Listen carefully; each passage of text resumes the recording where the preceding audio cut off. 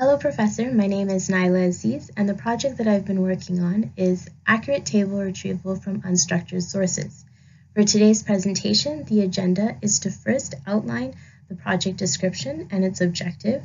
Secondly, to list the tasks that were accomplished this term.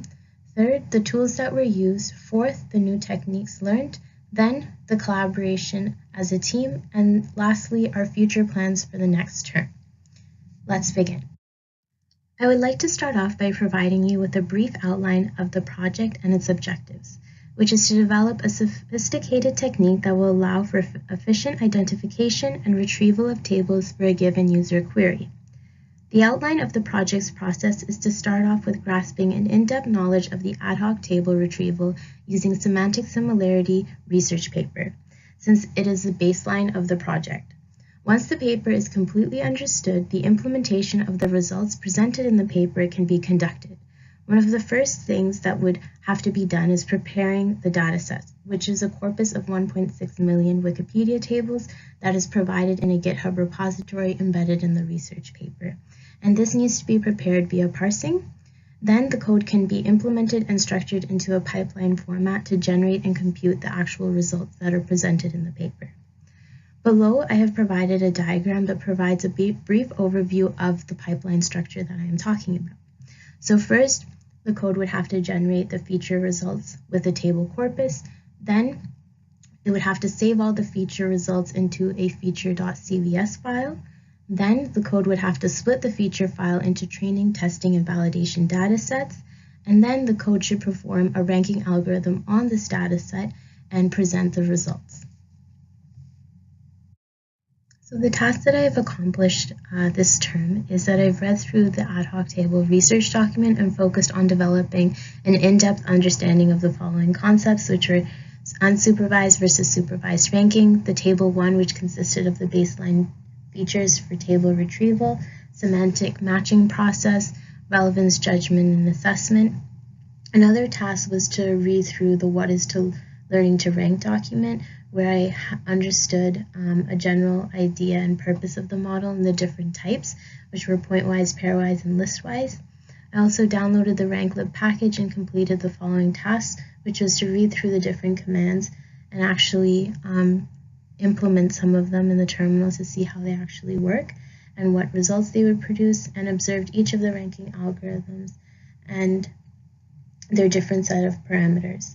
I also developed a brief understanding of each of the ranking algorithms, such as Lambda, MART, etc., and the different metrics such as ERR and NDCG. I also completed the step-by-step tutorial that was included in the package and conducted the suggested experiments. Another task was I generated code that would read through all the tables within the corpus, and then we were able to code the calculations for the feature scores. So the features that we are currently have in progress is the number of hit speed, number of rows, number of columns, and IDF. So the code implementation of the baseline features is still in progress, and that's something that needs to be continued on to next term or worked on during the winter break, either one. Moving on to the tools that we have used so far in this project, the first one is the RankLib package from the Lemore project, and this allowed us to familiarize ourselves with the different types of ranking algorithms, such as Lambda MART, random forest, coordinate descent, just to name a few, and for us to understand what kind of parameters these algorithms require, what the commands would be in the terminal window, and what kind of results these algorithms would provide and how they perform. We were also able to assess the different metrics that are accompanied with these algorithms, such as NDCG and ERR, and see how they perform as well and what kind of differences there are between the two. And we were also able to learn more about the cross-validation technique, which is a major part of machine learning and allows us to identify if a model is overfitted or not. So we were able to implement this technique by splitting the data set into training and testing, and even a validation data set if the specific algorithm required it. And we were able to test if whether that ranking algorithm had a high capability or not, meaning the model was not overfitted. So the next tool was the PyCharm software application that is used now and will continue to be used in the next term. And it is used because Python was a chosen programming language for the project due to its simplicity in terms of syntax, and it was discussed and agreed among all group members that we are all familiar and comfortable with using Python for the implementation of this project. The tool is currently being used to prepare the corpus via parsing, which is specifically involved with the next tool, which is the Pandas library package, and also to write the code for the baseline features such as IDF, HITSB, YRank, etc. So the other tool being used is GitHub, and currently 2 repositories are being used. One is by the authors. One repository is provided by the authors of the baseline research paper, which consists of the table corpus, the format of different files such as features, queries, etc., and their contents.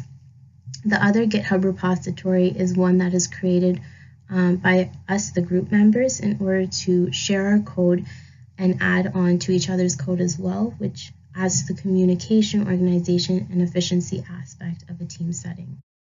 New techniques that I have learned throughout the duration of the project so far are the theoretical understanding of semantic matching similarity technique, which is a central focus and the new technique that the baseline research paper is introducing.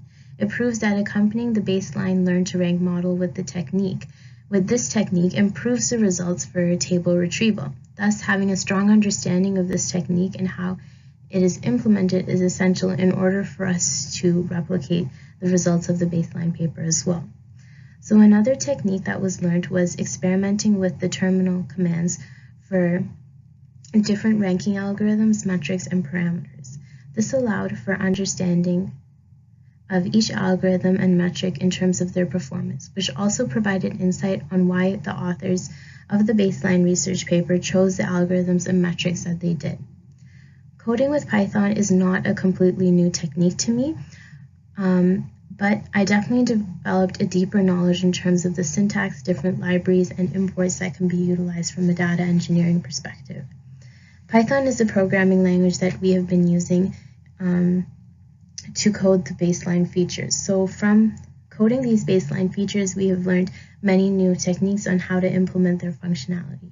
For example, with the query table feature number of HITSB, the hash map technique was used in order to determine the total query term frequency in the table body.